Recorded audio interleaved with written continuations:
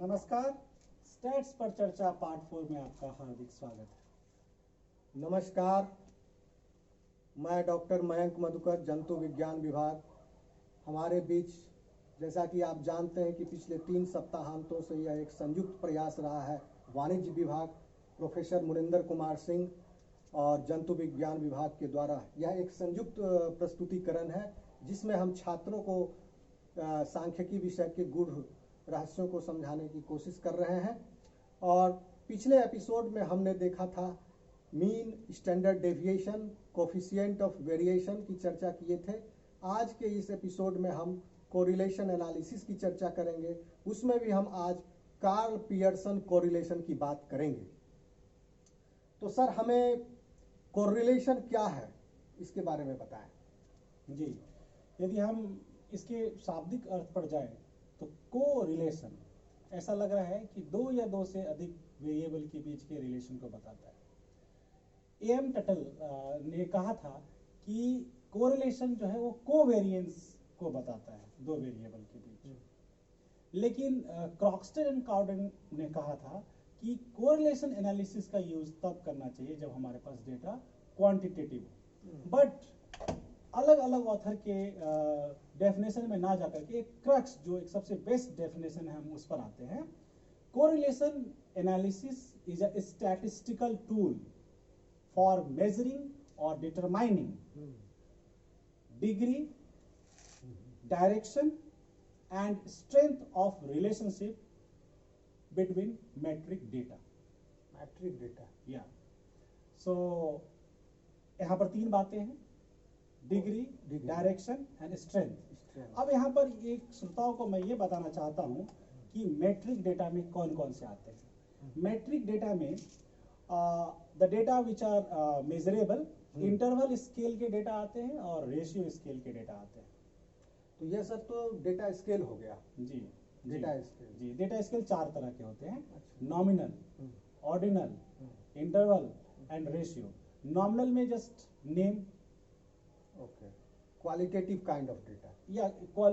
ordinal is qualitative type of data. Ordinal, okay, Yeah, sorry, ordinal. ordinal is Yeah, qualitative. but metric data is quantitative, non-metric Metric. data is qualitative. Qualitative. So for correlation analysis there must be metric data and linear relationship. Okay, so you mean to say that correlation analysis is a statistical tool Yeah, first thing. Okay. And it measures 3 things. for determining degree, Yeah, direction and strength. strength. Strength. And the data should be Linear. data should be metric, but relationship we are measuring is linear. Linear. Okay. ध्यान रहे श्रोताओं को कि correlation analysis में Karl Pearson ने linear relationship की बात की थी, नॉन लीनियर रिलेशनशिप की बात उन्होंने नहीं की थी। तो यह सिर्फ लीनियर रिलेशनशिप वाले डेटा में ही यह कोरिलेशन अप्लाई होगा। Yes.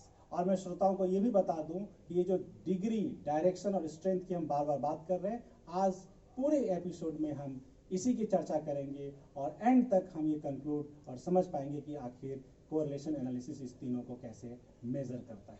तो सर, यह तो एक प्रकार का एसोसिएशन है। जी जी जी, association between the interval and ratio scale. Okay sir, तो Yeah. इंटरवल के बारे में सर थोड़ा सा बता। हाँ, यहाँ पर 2 टर्म है जो मैं, इंटरवल और ratio. Interval scale and ratio scale. देखिए, दोनों में बेसिक डिफरेंस ये है कि रेशियो स्केल में जो होता है वो एक ओरिजिन होता है, 0 होता है, जिसमें कि कंप्लीट एब्सेंस की बात कर सकते हैं। जैसे कि हाइट यदि हम 0 बोले या वेट 0 बोले या इनकम 0 बोले, मान लीजिए इनकम, यदि प्रैक्टिकल एस्पेक्ट की बात करते हैं, इनकम 0 बोले, it means no income. No income. But interval scale में क्या है कि 0 डिग्री सेल्सियस यदि तापमान की बात करते हैं तो फ़ारेनहाइट में ये 0 नहीं होगा। नहीं। मतलब वहां पर जो 0 है एक आर्बिट्रेरी ओरिजिन है, मतलब इमेजिनरी है, अदरवाइज प्लस माइनस है। बट मैथमेटिक्स की भाषा में समझे कि स्केल, रेशियो स्केल क्या है, तो रियल नंबर्स के बारे में सर हम सभी जानते हैं, छोटे बच्चे भी जानते हैं रियल नंबर क्या होता है। तो रियल नंबर जो जिस तरह से होता है उसी तरीके से रेशियो स्केल होता है। रियल नंबर में आप देखते हैं कि प्लस माइनस 0 सब होते हैं, बट इंटरवल स्केल में जीरो होते हुए भी जीरो नहीं है, जीरो वो इमेजिनरी है। जैसे आप बता रहे हैं कि डिग्री और फॉरेनहाइट का एग्जाम या डिग्री, क्योंकि कोई भी टेम्परेचर को अगर हम जीरो हीट नहीं बोल सकते हैं, कुछ ना कुछ तो टेम्परेचर उसमें होता ही है। देखिए जैसा कि सेल्सियस, साइंस में हम यदि लोग मान जानते लीजिए हैं। कि डिग्री सेल्सियस में जीरो है तो फ़ारेनहाइट में कुछ तो तापमान होगा। So zero does not mean the complete absence of.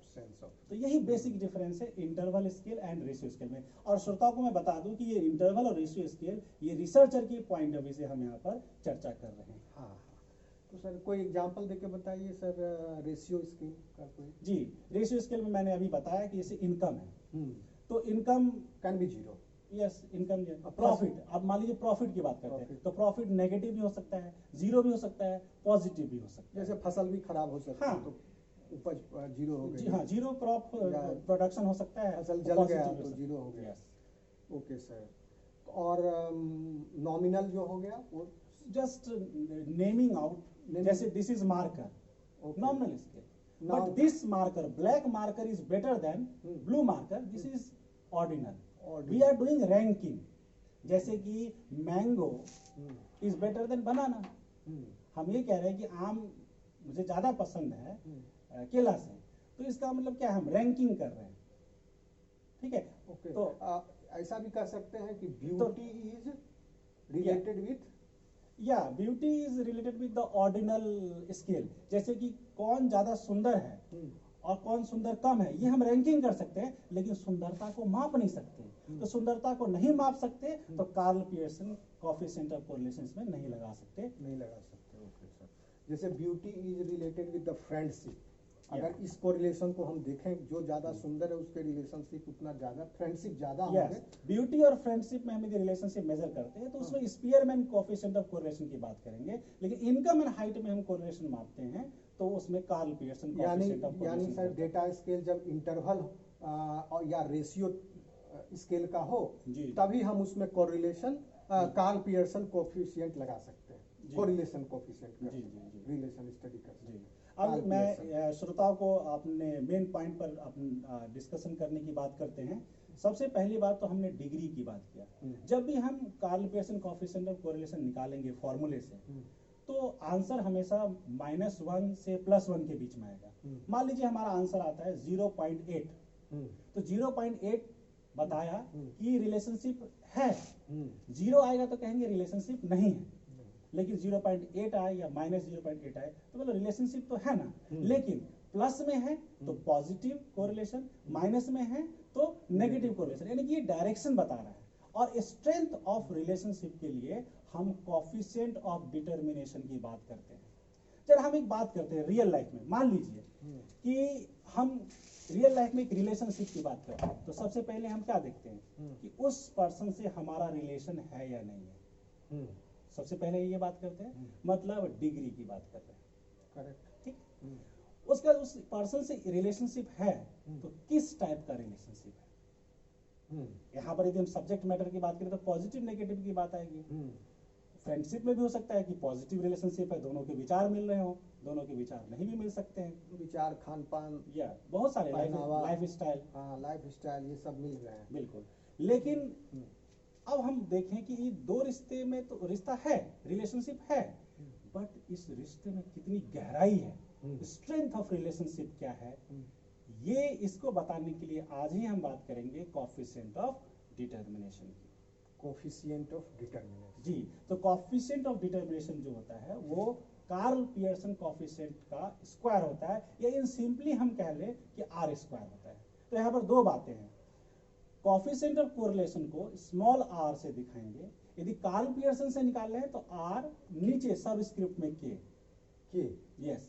और कोएफिशिएंट ऑफ कोरिलेशन यदि हम निकाल, कोएफिशिएंट ऑफ डिटरमिनेशन हम निकाल रहे हैं, डिटरमिनेशन की बात करते हैं तो आर स्क्वायर हो जाएगा। आर के, हाँ, यदि कार्ल पियर्सन में आर के स्क्वायर हो जाएगा, मतलब सिंपली आर स्क्वायर बोले तो श्रोता कंफ्यूज करेंगे। स्पीयरमैन में भी आर होगा लेकिन वहां नीचे में एस लिखा होगा स्पीयरमैन, तो वहां भी आर स्क्वायर करे तो कोएफिशिएंट ऑफ डिटरमिनेशन ही होगा। हाँ, मतलब ये जो नीचे सबस्क्रिप्ट आर या के है वो उस कोएफिशिएंट टाइप को बता रहा है कि ये आर किस वाले कोएफिशिएंट कोरिलेशन का है। जी, एक हम रिसर्चर के सर एक अंदाज से यदि हम बात करें कि कॉफिशिएंट ऑफ डिटर्मिनेशन क्या है। यदि हम एग्जामिनेशन पॉइंट ऑफ व्यू से बात ना करें तो कॉफिशिएंट ऑफ डिटर्मिनेशन को समझने के लिए एक ग्राफ की सहायता से इसको हम समझ सकते हैं। जरूर सर, प्लीज।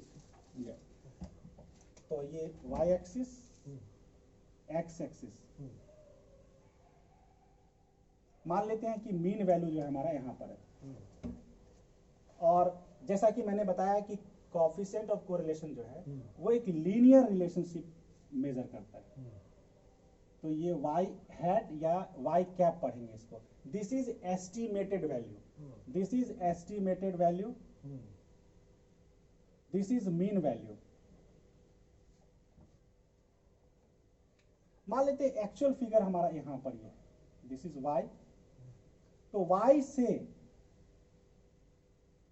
x बार, या हमने y लिया है तो हम हर जगह y यूनिफॉर्मिटी कर देते हैं, because x is independent variable, independent variable, and y is dependent variable, dependent variable. ये y है। तो y से y बार, क्योंकि हमने y को माना है डिपेंडेंट वेरिएबल, तो अब देखिए y की ही सब टर्म है, y की एक्चुअल वैल्यू, y की estimated value, this is actual value, वास्तविक जो वैल्यू है। अब y से y बार को हम मेजर करें तो this is called total variation, total variation हम इसको बोलेंगे, टोटल वेरिएशन, वेरिएशन। अच्छा sir, one question sir. This y hat is Yes. the mean of the values. No, this is mean, y bar is mean, this is estimated value, This is estimated on the basis of linear relationship। यदि linear relationship है तो ये value होगी। But, But- the values can fall in either two or हाँ, five. maybe, but I have taken this case। ये जो यहाँ से लेके यहाँ तक का डिस्टेंस है, जो वेरिएशन मेजर कर रहा है वो है एक्सप्लेन्ड वेरिएशन, एक्सप्लेन्ड वेरिएशन। अच्छा अच्छा अच्छा, मीन से एक्सपेक्टेड एस्टिमेटेड वैल्यू। ये एक्सप्लेन्ड है, हाँ, y बार मीन और ये y हैट, हाँ, मतलब मीन से उसका एस्टिमेटेड वैल्यू कितनी दूरी पर है, वेरिएशन। वो एक्सप्लेन वेरिएशन कहलाएगा। और जो रेस्ट पोर्शन बच गया ये, this portion is unexplained, unexplained, unexplained variation. यानी ऑब्जर्व वैल्यू की एस्टिमेटेड वैल्यू से जो वेरिएशन है यस, एक्चुअल वैल्यू की, एस्टिमेटेड वैल्यूज के बीच में जो दोनों के बीच में यस, वेरिएशन है, एक्चुअल वैल्यू और एस्टिमेटेड वैल्यू, दैट इज हाँ। Unexplained. That is unexplained. Okay sir, real life example से हम बात करेंगे। श्रोताओं को अगर कंफ्यूजन हो रहा होगा इंडिपेंडेंट और डिपेंडेंट वेरिएबल, थोड़ा सा एक लाइन। जी, जैसे हम बात करें, एक टीचर हम्म स्टूडेंट को पढ़ाते हैं, हम्म ठीक है, जी, तो स्टूडेंट के मार्क्स आते हैं, हम्म, तो स्टूडेंट के मार्क्स किस पर डिपेंड कर रहे हैं? टीचर के time of teaching, teaching hours. hours। तो टीचिंग आवर्स क्या हो गया? इंडिपेंडेंट है, इंडिपेंडेंट वेरिएबल हो गया। हम्म, बट टीचिंग एफर्ट लगाने से, टीचिंग आवर्स प्रोवाइड करने से मार्क्स ऑब्टेन होते हैं, तो marks obtained by student is dependent variable, यानी कि जो बच्चों के मार्क्स आ रहे हैं वो टीचर के पढ़ाने के वजह से आ रहे हैं। और भी फैक्टर हो सकते हैं, लेकिन इस एग्जाम्पल में हमने बताया। अच्छा ठीक है सर, समझ गए। मतलब यहाँ पर इंडिपेंडेंट वेरिएबल जो है वो टीचर के द्वारा पढ़ाए गए, which does not depend upon anything, हाँ भैया, इंडिपेंडेंट जो डिपेंड नहीं करा किसी पे। यानी क्लास में बच्चे आए या कम मार्क्स लाए, टीचर वही 1 घंटा 2 घंटा जो पढ़ाने बिल्कुल, का बिल्कुल। उसका शेड्यूल है क्लास का, वो पढ़ाएगा ही। तो बट independent- उसके जो मार्क्स हैं मार्क्स student, जो है, हाँ, तो वो नंबर ऑफ आवर्स के ऊपर डिपेंड कर रहा है, तो this is dependent okay variable. Sir, okay, हाँ हाँ, तो हमने ये बात किया। अब सवाल ये कि coefficient of determination, hmm. Coefficient of determination, coefficient of determination is equal to R square. Coefficient of determination. Yes, R square को अब हम क्या लिख सकते हैं? Explained variation divide by total variation, and coefficient of correlation is equal to square root of coefficient of determination. So with the help of this formula, we try to show what is the relationship between coefficient of correlation and coefficient of determination. तो coefficient of determination क्या बताता है? Strength of relationship. Relationship में कितनी गहराई है, कितनी strength है, कितना स्ट्रॉन्ग रिलेशनशिप है. सर एक न्यूमेरिकल के द्वारा इसको बता सकेंगे सर? जी. ज़्यादा बेहतर.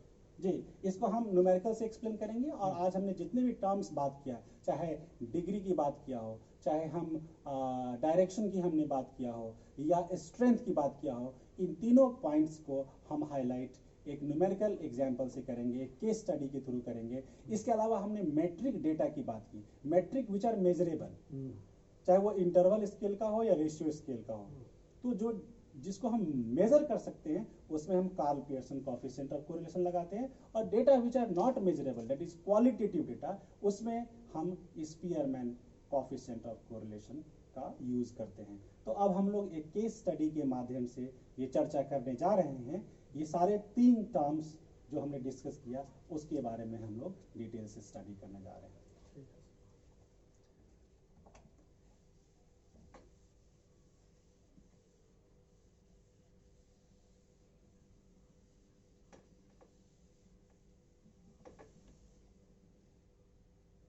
तो जैसा कि मैंने बताया कि हमारे 2 वेरिएबल्स होते हैं, एक independent which does not depend upon. पहले इंडिपेंडेंट वेरिएबल ले लीजिए. जी, एक्स ले लेते हैं. तो एक रियल लाइफ एग्जांपल लेते हैं. एक्स ले लेते हैं कि टाइम स्पेंड बाय टीचर. एक टीचर पर वीक कितना टाइम लेता है बच्चों को पढ़ाने में. बिल्कुल रियलिस्टिक है. वो कम से कम 1 घंटा देगा, यदि कॉलेज आएगा तो 1 घंटा. और सीबीसीएस सिलेबस के अकॉर्डिंग किसी में 5 घंटे, किसी में 6 घंटे, जो नॉर्म्स है यूजीसी के नॉर्म्स में बता रहा हूँ. और कभी यूनिवर्सिटी बुला लिया तो और हाँ, कम ज़्यादा भी हो सकते हैं. तो 1, 2, 3, 4, 5 तक ही लेते हैं. अब टीचर ने स्टूडेंट्स को पढ़ाया तो परफॉर्मेंस मार्क्स के टर्म में आएगा. तो मार्क्स जो है वो y है, marks scored by students. But यहाँ पर एक सिंगल स्टूडेंट का हम ले रहे हैं तो इसलिए स्टूडेंट लिखा है. Marks obtain bye student. अब सपोजेट सर इंटरनल असेसमेंट 30 मार्क्स का होता है. तो मुंगेर यूनिवर्सिटी के रूल के हिसाब से 50% इंटरनल मार्क्स लाना जरूरी है पास होने के लिए. इंटरनल असेसमेंट में 50% लाना बहुत जरूरी है. बच्चे जो हमारे सेमेस्टर 1 के और सेमेस्टर 2 एक एग्जांपल ले रहे हैं, 50% मान लेते हैं. तो इसलिए हम 50% से स्टार्ट कर रहे हैं. हाँ. 30 मार्क्स का हम मान के चल रहे हैं. और जो टीचर ने एक वीक में जो टाइम स्पेंड किया तो ये marks scored in weekly exam और वीकली टेस्ट.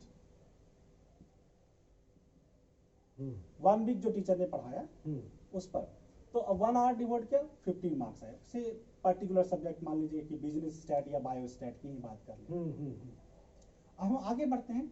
मान लेते हैं कि हमने 18 लिया.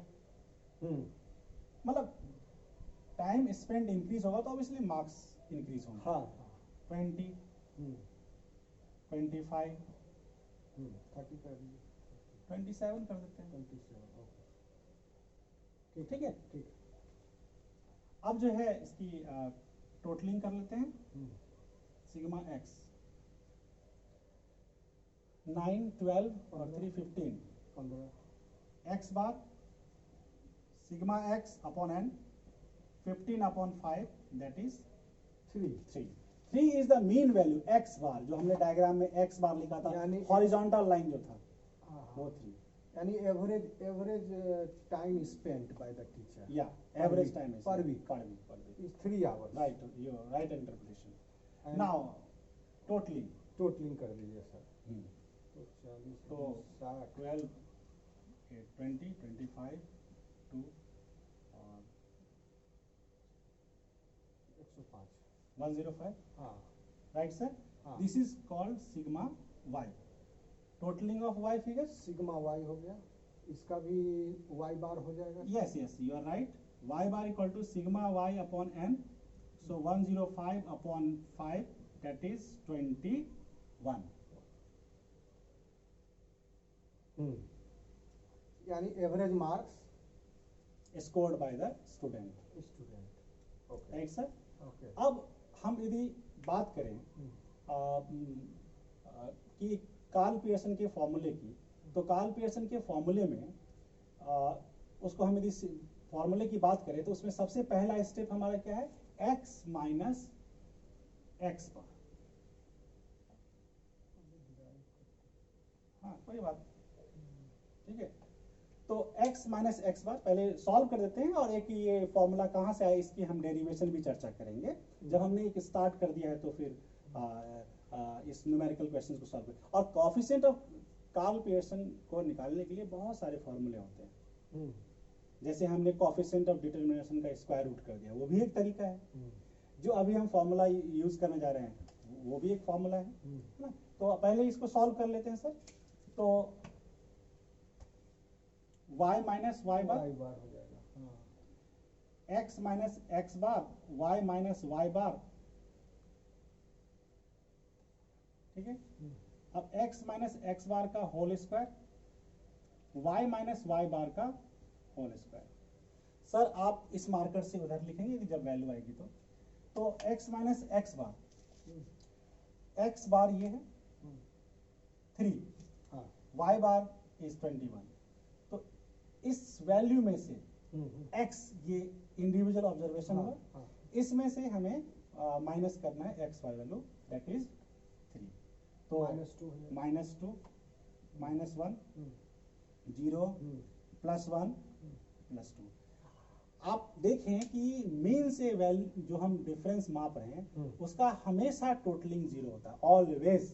यदि आपने कोई मैथमेटिकल एरर किया है तो आप इसका एक क्रॉस चेकिंग भी कर सकते हैं. देखिए प्लस का 3 माइनस का 3, that is always equal to 0. हम मीन से घटा रहे हैं. सर हाँ सर, वाई वाले में वाई वाले में 21 15 माइनस 21 माइनस 6 माइनस 6 हाँ -6 माइनस 6 माइनस 6 -3 -3 21 वैल्यू सब में से माइनस है. मैं यहाँ लिख देता हूँ y माइनस 21, और यहाँ पर हमने x माइनस 3 किया. हाँ हाँ ठीक है. ठीक है सर, नो कंफ्यूजन. ठीक है. 20 में से हमने 21 माइनस किया तो -1, राइट. अब 25 में से 21 4 + 4, क्योंकि इसमें प्लस माइनस का ध्यान रखना बहुत जरूरी है. हाँ. और 27 माइनस 21 दैट इज 6. अब क्या करना है, ये हमेशा ध्यान रहे कि x minus x bar multiplied by y minus Y bar, ये दोनों का मल्टीप्लिकेशन इसके साथ में लिखेंगे. ये भी 0 होगा. हाँ ये भी 0 होगा. कट गया तो ये हो गया. ठीक. चेक कर सकते हाँ, हैं. हो गया. -6 कैंसिल, -3 -1 +4 ऑलवेज. हाँ. अब हम इन दोनों का मल्टीप्लिकेशन करते हैं, x minus x bar y minus. तो ध्यान रहे माइनस माइनस प्लस हो जाएगा. प्लस हो जाएगा. पहले साइन लिख लेते हैं. साइन तो हमेशा प्लस ही होगा ना. कोई एक वैल्यू यदि प्लस में हो एक वैल्यू माइनस में हो अच्छा. तो फिर वो वही हो सकता है. ये चल रहा है. कोई कोई बात नहीं. तो +12 +3 दैट इज नहीं हमको दे 0 हो गया 0 4 +4 +12. +12 टोटलिंग कर देते हैं. इन सब का टोटलिंग करने की जरूरत नहीं है, हाँ. बल्कि तो 12 दूनी 24 और 4 7 31. That is totalling of x minus x bar. इसका सिग्मा ये sigma of x minus x bar multiplied by y minus Y bar का. यस. अब इसको स्क्वायर करते हैं तो हम्म. हर का स्क्वायर हो जाएगा. यहाँ पर 4 हम्म. प्लस माइनस की तो जरूरत नहीं है. यहाँ स्क्वायर हमेशा पॉजिटिव होता पॉजिटिव है. होगा. यस.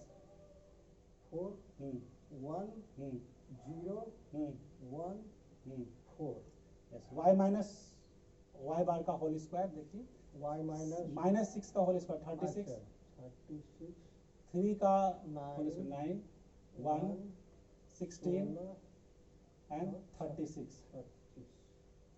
अब स्टूडेंट रिमेंबर, जो कार्ल पियर्सन कोएफिशिएंट का जो शॉर्टकट फॉर्मूला है हम वो इस्तेमाल करेंगे। उसके लिए सिर्फ ये 3 का हमें टोटलिंग चाहिए, सिर्फ 3 का। एक हम कर चुके हैं, दूसरा x माइनस एक्स बार का होल स्क्वायर का टोटलिंग 4 1 प्लस 5 5 और 5 10, टोटलिंग ऑफ दिस टोटलिंग और 45 1 46 46 6 52 52 10 62 62 6 68 3 98। 98।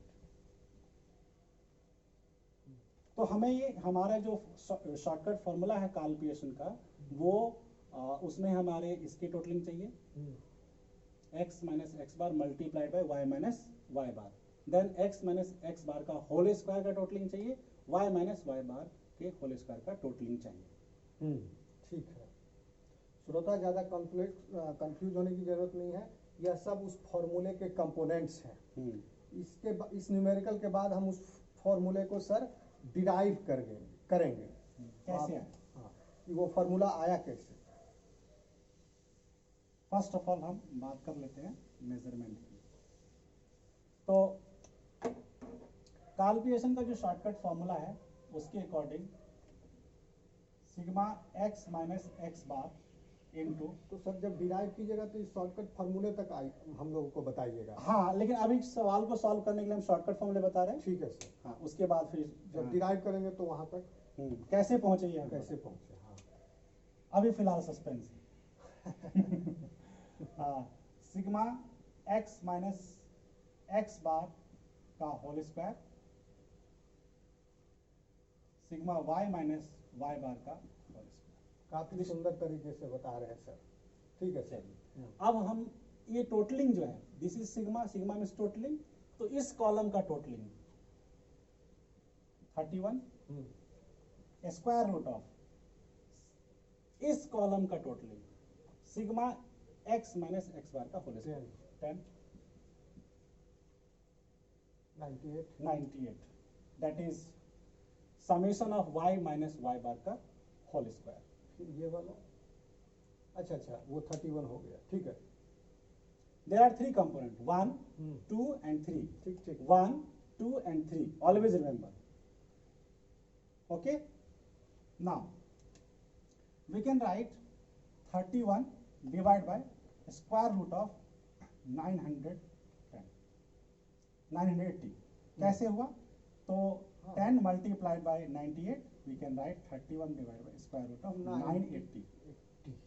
अब हम क्या करेंगे, 31 डिवाइड बाय 980 का हम स्क्वायर रूट निकालेंगे। स्क्वायर रूट सर, तो कैलकुलेटर का इस्तेमाल किया जाए।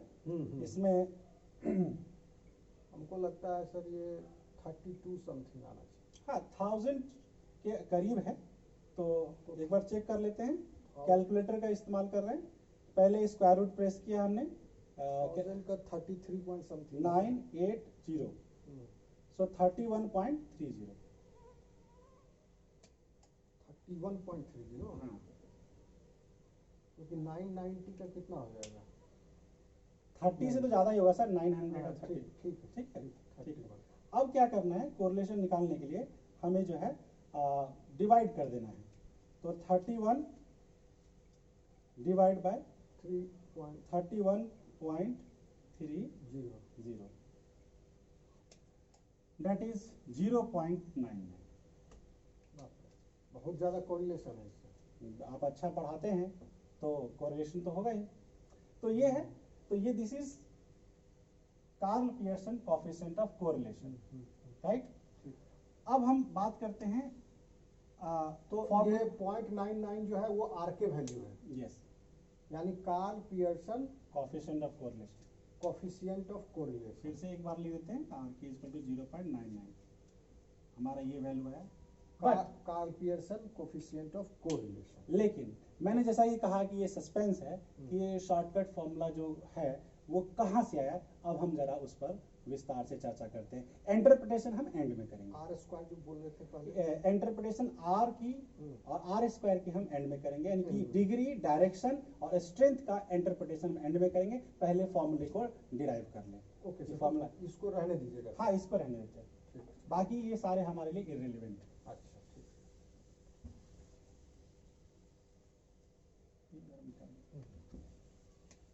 तो according to Carl Pearson,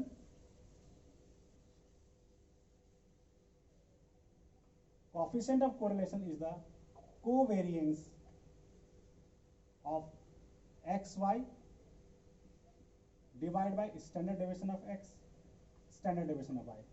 stats की चर्चा पार्ट 3 में हमने स्टैंडर्ड डेविएशन के बारे में बताया है। जिन बच्चों को स्टैंडर्ड डेविएशन का कंसेप्ट क्लियर ना हो, वो स्टैट्स की चर्चा पार्ट 3 को देखें एंड देन फिर यहाँ पर दोबारा से। तो this is the formula of covariance, this is the formula of coefficient of correlation which is equal to covariance divided by standard deviation of x and y separately. Now what is the formula of covariance? So covariance is equal to sigma x minus x bar y minus y bar का multiplication divided by n. So covariance of x and y is equal to sigma. Sir एक second, covariance का मतलब श्रोताओं को बता दें। Yes, covariance, दो variable कैसे मूव कर रहे हैं। यदि x राइज हो रहा है और y भी राइज हो रहा है साथ ही साथ, तो कोवेरिएंस पॉजिटिव आएगा। यदि मान लेते हैं कि x इंक्रीज हो रहा है और y डिक्रीज कर रहा है, तो कोवेरिएंस नेगेटिव आएगा। जैसे मान लीजिए x बढ़ता है तो ये फिगर पॉजिटिव आएगा और ये नेगेटिव आएगा, तो ओवरऑल तो नेगेटिव आएगा। जैसे आपने पिछले उदाहरण, अभी जो उदाहरण दिया था उसमें बताया था कि number of hours of teaching and the marks obtained by the student. तो हमने देखा था कि जैसे टीचिंग आवर्स बढ़ रहे हैं, हाँ, मार्क्स ऑब्टेन्ड भी बढ़ रहे हैं, पॉजिटिव कोरिलेशन। तो पॉजिटिव कोरिलेशन है, लेकिन कोवेरिएंस में नंबर ऑफ टीचिंग आवर्स बढ़ रहा है और मार्क्स घट रहा है। तो आपने देखा होगा कि कोवेरिएंस का जो कंपोनेंट है उसका टोटलिंग जो है हमारा प्लस में आया था। x minus x bar multiply by y minus Y bar का जो मल्टीप्लीकेशन का जो टोटलिंग था वो हमारा प्लस में आया था। यदि वो प्लस में आता है तो पूरा कोएफिशिएंट ऑफ कोरिलेशन प्लस में आएगा। यदि कोवेरिएंस हमारा नेगेटिव आता है तो पूरा फिगर 98 में सर जो आया था, क्या था वो हम लोग का भूल गया। x माइनस एक्स बार का जो समेशन था, हाँ हाँ, 98 जो आया था वो y माइनस वाई बार का टोटलिंग आया था। टोटली या 31 आया था हमारा कोवेरिएंस। अच्छा, कोवेरिएंस, बट हमने n से डिवाइड नहीं किया था। यदि हम पिछले एग्जांपल में कोवेरिएंस निकालें, कोवेरिएंस ऑफ x y निकालें, तो sigma x minus x bar multiplied by y minus Y bar divide by n, तो 31 हमारा आया था उस कॉलम का टोटलिंग डिवाइड बाय, हमारे पास 5 आइटम थे तो 6.2 कोवेरिएंस था 6.2। यस। चलिए सर, बट उसमें हमने कोवेरिएंस नहीं निकाला था क्योंकि लेंदी हो जाता है। हाँ, अभी तो हम फॉर्मूला डिराइव कर रहे हैं। ठीक ठीक। सो अब स्टैंडर्ड डेविएशन ऑफ x का फॉर्मूला हमने स्टैट्स की चर्चा पार्ट 3 में हमने पढ़ा था, sigma x minus x bar का whole square divide by n। Similarly for y we have studied in stats की चर्चा पार्ट 3। अब आप सभी बच्चे समझदार बच्चे हो, सारे वैल्यू को हम यहाँ पुट कर देते हैं। Sigma x minus x bar multiplied by y minus Y bar, ठीक है, डिवाइड बाय n, ठीक है। वो अब आगे बढ़ते हैं। स्टैंडर्ड ऑफ x जो है वो हम यहाँ पर लिख देते हैं। स्टैंडर्ड ऑफ y, यानी ये जो था कोवेरिएंस, हाँ, वहाँ वो हमने डाल दिया। अब फिर से देखिए, जो ये फॉर्मूला है वो n यहाँ पर आ गया ना, ये डिवाइड में, और ये स्टैंडर्ड डेविएशन ऑफ x और स्टैंडर्ड डेविएशन ऑफ y हमने यहाँ की वैल्यू यहाँ पर सब्स्टिट्यूट कर दिया। ठीक सर, ठीक है। अब देखिए सर, न्यूमरेटर और डिनोमिनेटर को देखिए, square root of n square root of n cancel out हो जाएगा। तो सर बताइए कि सिंप्लीफाई करके क्या हम लिख सकते हैं। Summation of x minus x bar multiplied by y minus Y bar divided by summation of x minus x का whole square multiplied by summation of पहले स्क्वायर रूट, हाँ square root of summation of y minus का y whole square, बस n cancel out हो n cancel out, ठीक है sir, इसको मिटा देते हैं। यस। अब बच्चों देखिए, इस फॉर्मूले से कार्ल पियर्सन कोएफिशिएंट निकालना, आंसर तो सेम आएगा बट एग्जाम में टाइम लगेगा, इसलिए हमने शॉर्टकट फॉर्मूले की बात किया और हमने इसी का यूज किया न्यूमेरिकल में डायरेक्ट। बट ये बताना बहुत जरूरी था कि ये फॉर्मूला आया कहाँ से। अब सर इस एपिसोड के एंड में इंटरप्रिटेशन करने की बात आ गई है, जो हमने आज इस शो के बिगिनिंग में डिग्री, डायरेक्शन और स्ट्रेंथ की बात की थी, अब हमें श्रोताओं को बताने की बारी आ एक गई। सवाल था सर, जी, ये फार्मूला सर कहाँ से? ये कार्ल पियर्सन ने दिया। This is the original formula of Karl Pearson, this is the shortcut formula we have derived. Okay, वो कार्ल पियर्सन ये कार्ल पियर्सन ने दिया, डिफाइन किया है। डिफाइन किया। ओके, हाँ वही confuse. This is the original formula given by Karl Pearson and this is the derived formula for examination point of view for quicker calculation. Standard deviation को तो simplify कर दिए यहाँ कैंसिल आउट करके covariance के साथ। ठीक है सर, तो आप बता रहे थे इंटरप्रिटेशन की बात। इंटरप्रिटेशन जी, अब देखिए हमारा जो Karl Pearson coefficient of correlation 0.99 आया, यदि ये 0 आता तो हम कहते कोरिलेशन नहीं है। अब 0 के अलावा कुछ भी फिगर है सर, लेकिन ध्यान रहे -1 से छोटा नहीं होना चाहिए और +1 से ज्यादा बड़ा नहीं होना चाहिए। हाँ। यानी कि कोरिलेशन कोएफिशिएंट हमेशा -1 और +1 के बीच में होता है। क्योंकि लीनियर फंक्शन है। बिल्कुल, तो यदि 0 के अलावा कोई भी फिगर आता है तो कहेंगे यस कोरिलेशन एग्जिस्ट।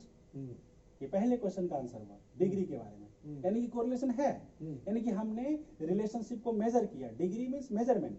ओके, तो सर ये कह सकते हैं हम लोग कि 0 से जितना नजदीक होगा उतना वीक कोरिलेशन होगा, और 0 से जितना दूर बट -1 से पहले और +1 के भी पहले, बिल्कुल बीच में -1 और +1 के बीच में जितना 0 से दूर होगा उतना स्ट्रॉन्ग कोरिलेशन होगा। तो डिग्री ऑफ रिलेशनशिप का मतलब रिलेशनशिप का मेजरमेंट करना। तो रिलेशनशिप तो सर है, 0 तो नहीं है ना, बहुत ही स्ट्रॉन्ग रिलेशनशिप है। बट ये जो रिलेशनशिप है यदि कहा जाए कि पॉजिटिव है या नेगेटिव है, तो ये पॉजिटिव कोरिलेशन है एक्चुअली देखा जाए तो। हाँ पॉजिटिव, तो पॉजिटिव कोरिलेशन है, यानी कि ये डायरेक्शन बता रहा है। 1 के बहुत नजदीक है ना ये 0.9। तो डायरेक्शन क्या बता रहा है कि x बढ़ेगा तो y बढ़ेगा। इट मींस टीचिंग टाइम जो टीचर के द्वारा स्पेंड किया गया है वो यदि हम बढ़ाएं तो बच्चों के परफॉर्मेंस भी अच्छे होंगे, और बच्चों के परफॉर्मेंस यहाँ मार्क्स से मेजर किए जा रहे हैं, यानी कि x बढ़ेगा तो y भी बढ़ेगा। अब उल्टा, यदि x फॉल होगा तो y भी फॉल होगा। ऐसे हमारे रियल लाइफ में और भी एग्जांपल्स हैं जिसमें इनवर्स रिलेशनशिप भी होते हैं, जैसे प्राइस ऑफ x बढ़ने से quantity demanded of x fall हो जाता है लॉ ऑफ डिमांड में। बट हमने यहाँ पर वो एग्जांपल नहीं लिया। ये हमारे इस एग्जांपल में जो हमारा आंसर आया था वो प्लस में था। It this shows the direction, positive correlation, यानी कि डायरेक्शन। पहला तो बता रहा था कि कोरिलेशन है कि नहीं है, जब पता चला है तो हमने देखा कि प्लस में है कि माइनस में है, तो हमने देखा कि प्लस में है। लेकिन जो कोरिलेशन हम मेजर कर रहे हैं, जो रिलेशनशिप मेजर कर रहे हैं, वो टाइप ऑफ रिलेशनशिप तो पता चल गया कि पॉजिटिव है, लेकिन इस रिलेशनशिप में कितनी स्ट्रांगनेस है, कितनी स्ट्रेंथ है, उसके लिए हम बात करते हैं कोएफिशिएंट ऑफ डिटरमिनेशन। यदि हम बात करें कोएफिशिएंट ऑफ डिटरमिनेशन की, point to be noted here, या coefficient of determination, this is coefficient of determination. Coefficient of determination जो है वो कोएफिशिएंट ऑफ कार्ल पियर्सन का स्क्वायर है। यस, इसका कंसेप्ट मैं ग्राफ से आपको ऑलरेडी समझा चुका हूँ। तो अब इसमें एक्सप्लेन्ड वेरिएशन और अनएक्सप्लेन्ड वेरिएशन हम इंटरप्रिटेशन में लाएंगे, बट हम डायरेक्ट हमारे पास जब r की वैल्यू दी हुई है तो एक्सप्लेन्ड वेरिएशन और अनएक्सप्लेन्ड वेरिएशन हम कैलकुलेट करेंगे। It will be time consuming, तो डायरेक्ट हम r स्क्वायर निकाल लेते हैं बिकॉज वी हैव r। सो 0.99 का होल स्क्वायर। कितना है? तो कैलकुलेटर से कैलकुलेट करते हैं क्योंकि एग्जैक्ट कैलकुलेशन हम चाहते हैं। तो 0.99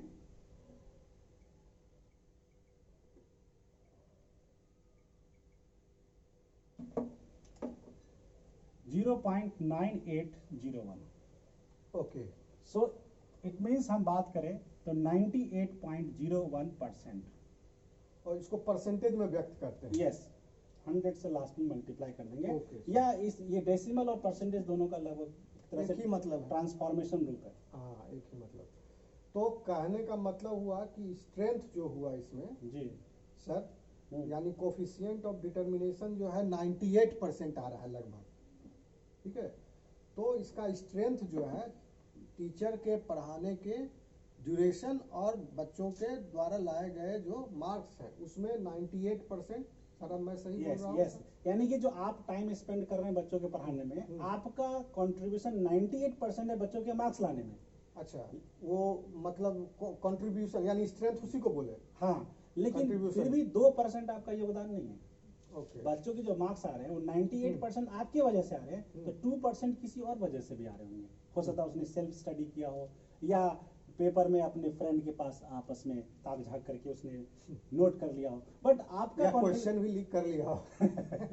हो सकता हो है। सकता है। मे भी आज का जमाना ठीक नहीं है, कोरोना हो सकता है, तो कुछ भी हो सकता है। हाँ। तो कहने का मतलब कि आपका टीचिंग कंट्रीब्यूशन जो अभी रिजल्ट आया उसके अकॉर्डिंग 98% है, हाँ। बट जो नियर अबाउट 2% है, we can not explain why it is occurring, so this is unexplained. Unexplained reason. Okay, so coefficient determination 98.0 मान लेते हैं 98% है, वो ये बता रहा है कि जो y यानी कि जो मार्क्स आ रहे हैं बच्चों के, वो x के का कितना कंट्रीब्यूशन है, 98%।